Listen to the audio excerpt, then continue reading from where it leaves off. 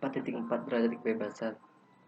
Tingkat kebebasan Dop adalah salah satu dari jumlah minimum koordinat yang diperlukan untuk sepenuhnya menentukan gerakan sistem mekanis. Anda dapat menganggapnya secara informal sebagai cara di mana sistem robot dapat bergerak memengaruhi dunianya, dan oleh karena itu jika ada beberapa seberapa baik ia dapat menyelesaikan tugasnya. 1. CDOF sama dengan TDOF. Ketika jumlah DOF yang sama dikontrol sama dengan jumlah DOF pada robot atau aktuator. Rasionya adalah 1, dan robot dikatakan harmonik. Robot atau aktuator harmonik dapat mengendalikan semua DOF-nya. 2. CDOF lebih kecil dari TDOF. Ketika jumlah DOF yang dapat dikontrol lebih kecil dari jumlah DOF, rasio kurang dari 1, dan robot dikatakan tidak ekonomis. Robot atau aktuator non harmonis memiliki lebih banyak DOF daripada yang bisa kontrol. 3. CDOF lebih besar dari TDOF. Ketika jumlah DOF yang dapat dikendalikan lebih besar dari DOF total, rasio lebih besar dari 1, dan robot dikatakan berlebihan. Robot atau aktuator redundant memiliki lebih banyak cara kontrol daripada DOF yang harus mengendalikannya. Secara umum, efektor digunakan untuk dua tujuan dasar, yaitu locomotion untuk memindahkan robot, dan manipulasi untuk memindahkan benda-benda lain di sekitarnya. Bab 5. Daya penggerak. Locomotion mengacu pada cara tumbuh dalam kasus kami robot bergerak dari satu tempat ke tempat lain. Istilah ini berasal dari bahasa Latin locus untuk tempat dan gerakan bahasa Inggris untuk gerakan. Banyak jenis efektor dan aktuator dapat digunakan untuk menggerakkan robot di sekitar, termasuk kaki untuk berjalan, merangkak dan memanjat, melompat, roda untuk gulir, sayap untuk terbang, lengan untuk berayun, merangkak, memanjat, dan sirip untuk berenang. Sementara sebagian besar hewan menggunakan kaki untuk berkeliling dan pergi ke berbagai tempat. Gerak kaki adalah masalah robot yang lebih sulit dibandingkan dengan roda yang bergerak. Alasan ini termasuk jumlah yang relatif lebih besar derajat kebebasan DOP, seperti yang dibahas dalam bab 4. Semakin banyak DOP yang dimiliki robot, maka semakin rumit untuk dikendalikan. 2. Tantangan stabilitas. Lebih sulit untuk tetap stabil pada kaki daripada di atas roda seperti yang akan kita bahas selanjutnya.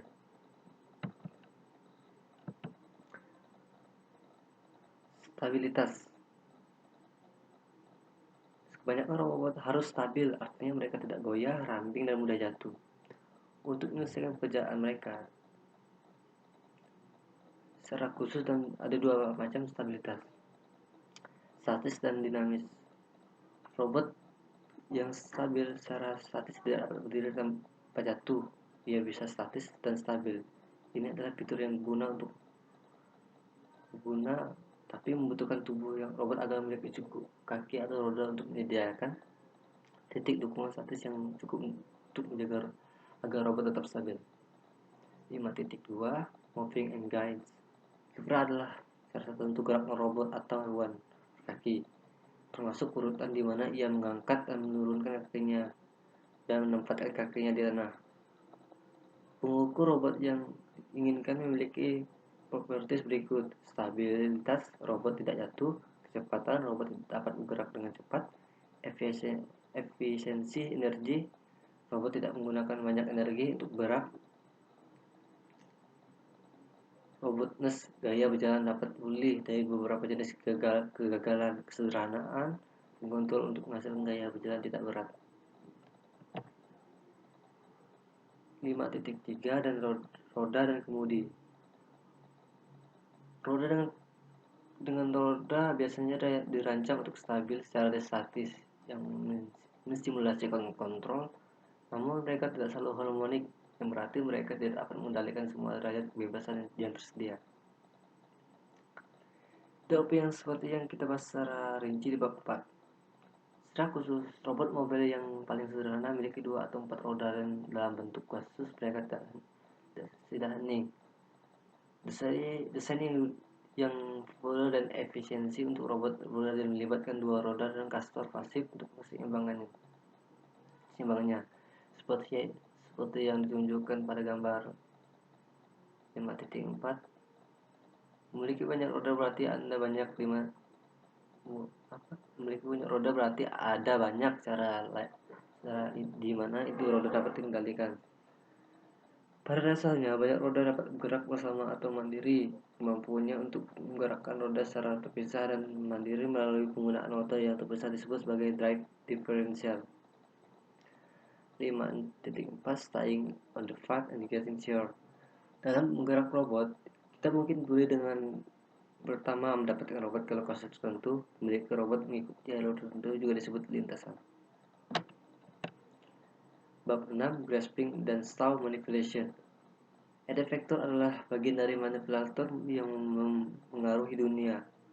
Sebagai contoh, di tangan mungkin jari yang menunjuk pada penunjuk mungkin ujung yang menandai tempat. Di kaki mungkin kaki yang menendang bola. Ini biasanya ekstrem. Bagian akhir manipulator, bagian yang digunakan untuk melakukan pekerjaan setidaknya bagian besar waktu seluruh manipulator atau bagian besar dari itu juga dapat digunakan. 6.2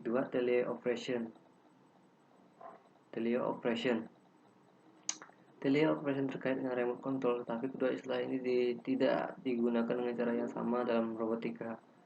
Secara khusus, teleoperasi biasanya berarti mengendalikan manipulator atau pajak yang rumit. Seperti dalam pelajaran NASA, teleoperated digunakan untuk eksplorasi ruang angkasa. Sedangkan remote control biasanya digunakan untuk mengontrol mekanisme sederhana seperti mobil mainan. Istilah remote control tidak digunakan dalam robotika, meski arti harfiahnya pada dasarnya sama dengan teleoperation. Tidak mengherankan jika dalam adalah seni yang membutuhkan banyak keterampilan. Demikian pula pengoperasian manipulator rumit dan robot juga merupakan tugas rumit yang membutuhkan banyak keterampilan. Tantangan berasal dari berikut.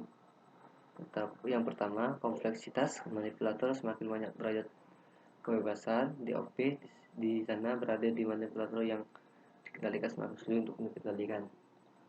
Yang kedua, kendala antarmuka. Awalnya joystick adalah yang paling utama antarmuka antara teleoperator dan lengan yang dikendalikan. Tetapi penggunaan joystick untuk mengendalikan lengan mekanik yang rumit seperti 7 DOP seperti manusia membutuhkan banyak pelatihan dan konsentrasi. Yang ketiga, keterbatasan penginderaan.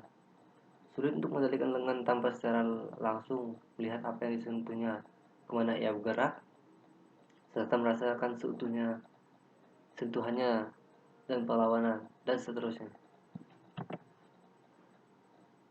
6.3 Why is manipulation hard? Mengapa manipulasi begitu sulit? Seperti hanya dalam penggerak, biasanya tidak ada hubungan langsung dan jelas antara apa yang perlu dilakukan oleh efektor dalam ruang fisik dan apa yang dilakukan aktor untuk memindahkan efektor itu secara beruntun untuk menyelesaikan pekerjaan. Korespondensi antara gerak aktor dan efektor yang dihasilkan gerak disebut kinematika.